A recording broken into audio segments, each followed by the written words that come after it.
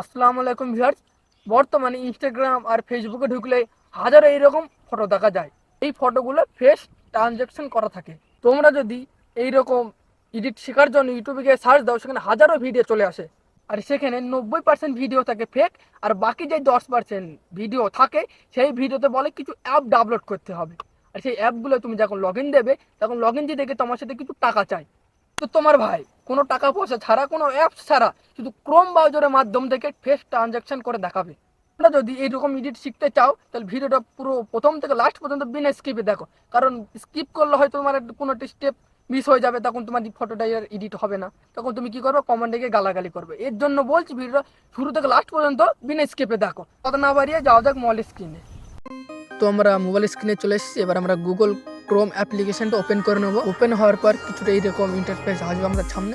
তারপর আমরা সার্চ বারে ক্লিক করে রিমিকা.ai বলে সার্চ করে নেব। সার্চ করার পর প্রথম ওয়েবসাইটটিতে ক্লিক করে নেব।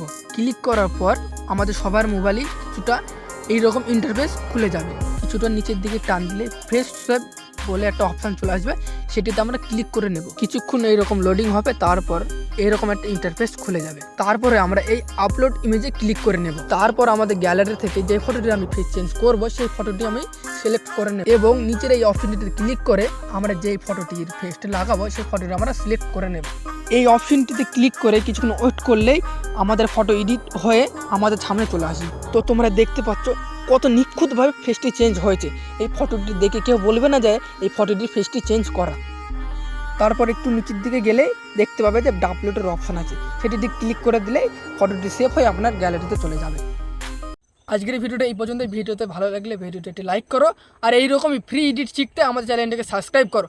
আর তোমরা কী রকম এডিট শিখতে চাও সেটা কমেন্ট করে জানাও, আমি সেই রকম ভিডিও আনবো।